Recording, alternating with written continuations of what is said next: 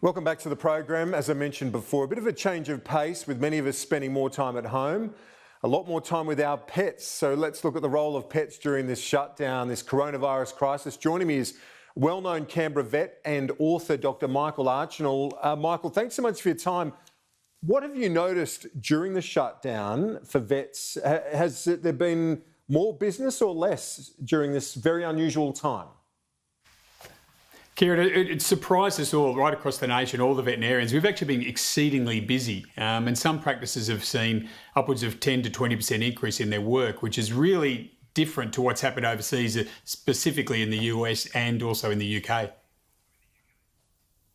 Yeah, and so why have overseas vets been less, in demand than ours? What's been happening on that front?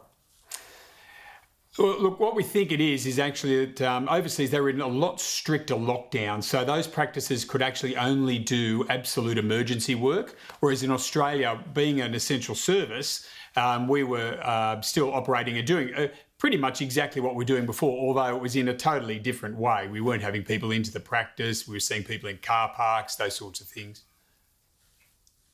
Now, pet owners, I can speak for myself and our cavoodle Gary. We've got a picture of him, we'll put him on the screen, but we've been walking him a lot. He's been walked probably 3 or 4 times a day, the fittest he's ever been. Is that a trend you've noticed?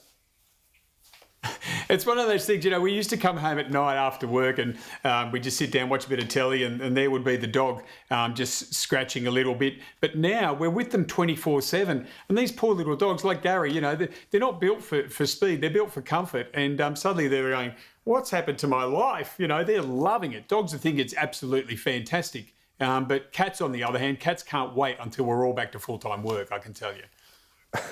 A very different approach, isn't it? And what does it mean for everyone returning to work? Is there going to be some separation anxiety? Is that something that happens with pets?